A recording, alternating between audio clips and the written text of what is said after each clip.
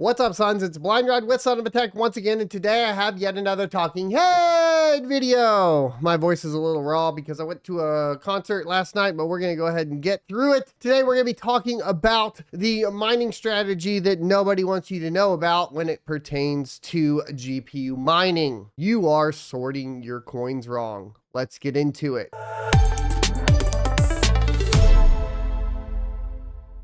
Welcome back, everybody. So the standard method for most people that are beginning to research GPU mining or mining in general really is to check out profit calculators. The most popular, of course, being What to Mine, and then the one that has more smaller coins, etc., that's been kind of extra popular lately has been hashrate.no. And on hashrate.no, you can go to there and hit these / GPUs, and then you can sort essentially by profit, revenue, ROI, GPU, and so on. So basically you can see what the highest profit is. If you want to see what the highest revenue is, you can go ahead and sort by that. And then most people start basically ticking down the line, finding their GPU. Maybe you have an RTX 3070. In most cases, most GPU miners are still running these RTX 3070s. So they'll go ahead and click into here and maybe sort by profit, ROI, revenue, and kilowatt hour, all this sort of stuff, put in their power cost, and then pick whichever one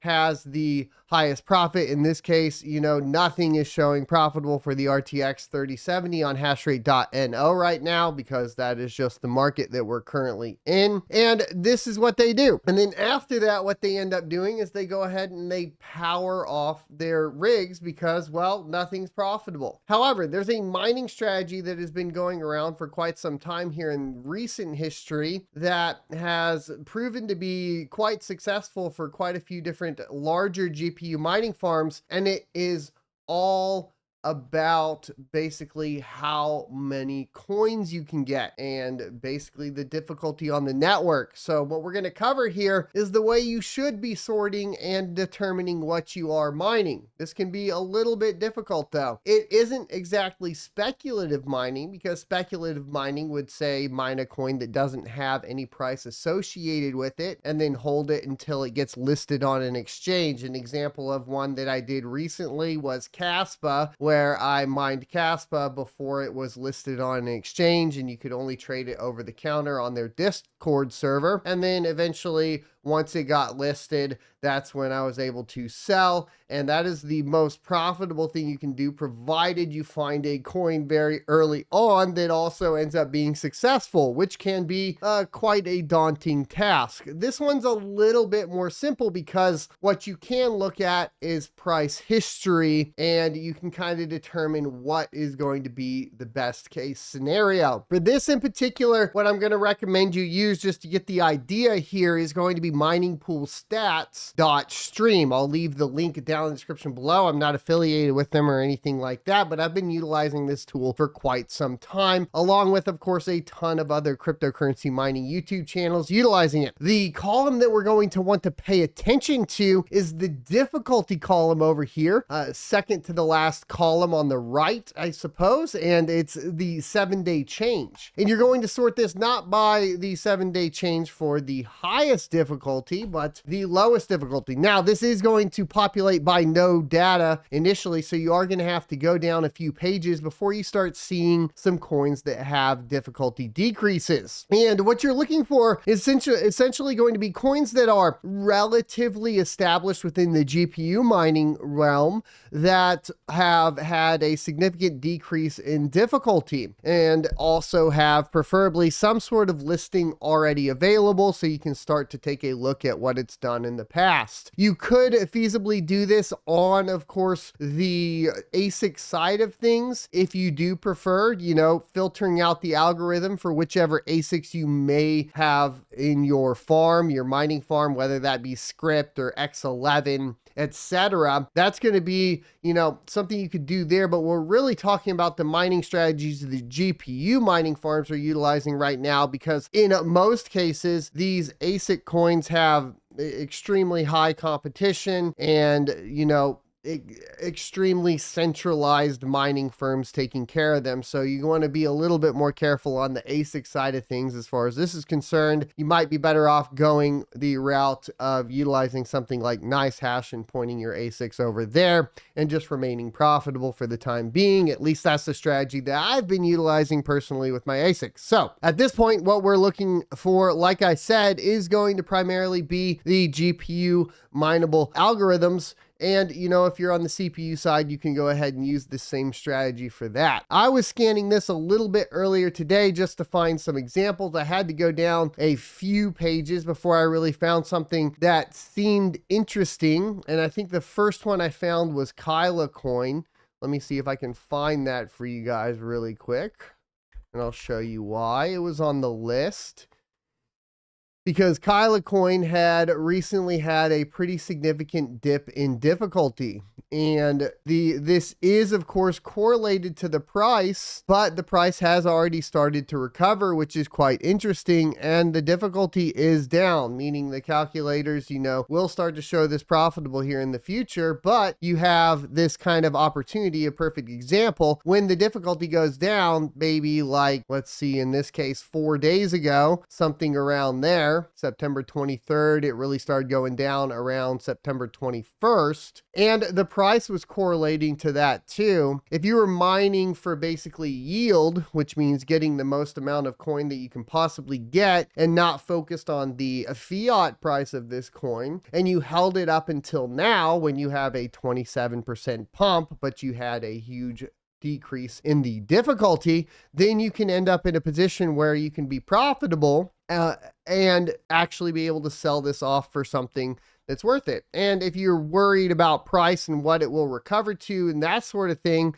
you could get into some trade analysis and look up some of those guys to go ahead and see, you know, is this something that's going to recover or not? How much volume is there? All that sort of stuff, and kind of go that route. So this is what a lot of GPU mining farms have been doing. They've been primarily focusing on yield and not focusing on profitability. And this is also something that has been being done to a certain extent on the Bitcoin mining side of things, but there's some extra strategies there that I'm going to be talking about. They're a little bit different, kind of a similar concept, except we're not talking about difficulty on the Bitcoin network in that particular case. We would be more talking about like future yields and that sort of stuff, and leveraging that in different ways. And that's going to be with more capital, right? So I have been moving into ASICs, as some of you all are aware. I wanted to get myself into a position where I get to mine Bitcoin in this next cycle, because I've never gotten to mine Bitcoin during a bull run cycle due to, of course, capital constraints, which I am hopefully alleviating here, or have alleviated with the success in the previous cycle. So this is a strategy that I am going to begin to implement myself, and those yields, etc. Those choices that I make, I'm going to be posting over on my locals at sonofatech.locals.com. I'll probably only be doing it with a few rigs, just because I don't want to get myself into a deficit too much on that side of things. And I'm going to be doing a lot more studying for like trading analysis, etc. So I can see, hey, is this coin going to recover? Is it not? That sort of thing. Some of the other things that you want to check, because if you have a huge decrease in difficulty, you want to make sure that things like development haven't stopped, that there are still trading pairs for these on an exchange. You know, you want to make sure it's not a dead coin, and that's really where you can get yourself into a little bit of trouble. I mean, some of the go-tos, like if I go to my coin market cap watch list that I could give you examples for, right, is if we hit my watch list here and kind of go down the list, this is like stuff that I have on my watch list that have been pretty well established. The developers are pretty active as far as all that's concerned. So, you know, excluding, of course, the ASIC mineable ones like Ethereum Classic, Decred. Well, Decred's not ASIC mineable anymore. That's a different story. We covered that over on locals as well. But and Caspa, obviously. So the ones that we'd be looking at, for example, is, have we seen a big decrease in difficulty in Flux or Ravencoin, or Conflux had one here recently. It came back up, but it did have one that I took advantage of, and you can see it ended up paying off because we had this spike in price as well. And it had a pretty significant difficulty decrease a few weeks ago, caught on to that kind of ride and rode that out, and that paid off. And that's really kind of what you're looking for, right? So Radiant would be an example of one that I know has pretty decent development, but of course they are moving to FPGAs and ASICs. Nexa is still pretty much GPU only. It's another one that I'm kind of keeping an eye on. I think, unfortunately, Nexa hasn't had a huge shift last I checked in difficulty. It's kind of still sitting there, but the yields are really good. So Nexa would be a pretty interesting one to take a look at. You have Chlor AI, you have Raptorium, which would be on the CPU side of things. Neura AI, these are just some that are on my list here at CoinMarketCap, Meowcoin, that sort of thing. So this is the strategy that a lot of people aren't talking about, and I think is important for you guys to be aware of. So I want to make sure that you guys were aware of it, that you can execute this on your own. It does take a little bit of legwork, but if you're looking for a way to leverage your GPUs that are sitting there powered off right now, and there is something that you can take that risk on, as far as how much your power bill is going to be, calculate that out, make sure you can accept that risk. And this is a mining strategy that you can utilize during the bear market to generate a lot of yield. This would lean more along the lines of the strategy of mine and hold. It doesn't mean that you're mining and holding till the next bull run though, which is a little bit different, right? This would be more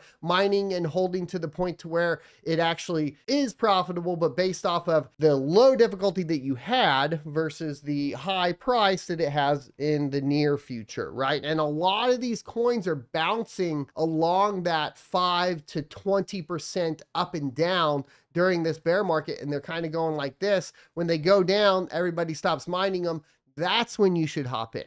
Almost a reverse of what, for example, Rainbow Miner has been doing that we went over here previously. Rainbow Miner is a great tool, etc., if you're purely trying to chase profits. But if you go the opposite route of the crowd and you go against the grain, you can have a potential advantage on everybody else. And this is a strategy, like I said, that has been being utilized by some larger GPU mining farms with actual pretty great success from what I've seen. Let me know if you like this strategy, if you are looking at implementing it. Once again, don't do, spend more than you can afford to lose. This would essentially be kind of a similar equivalent to purchasing and holding cryptocurrency until it goes up. The only difference here, of course, is that you have this kind of revenue stream and you're talking about cash flow as opposed to capital gains. Of course, get with your CPA and your tax attorney and talk to them about how all this would play out for you in your particular geographical location,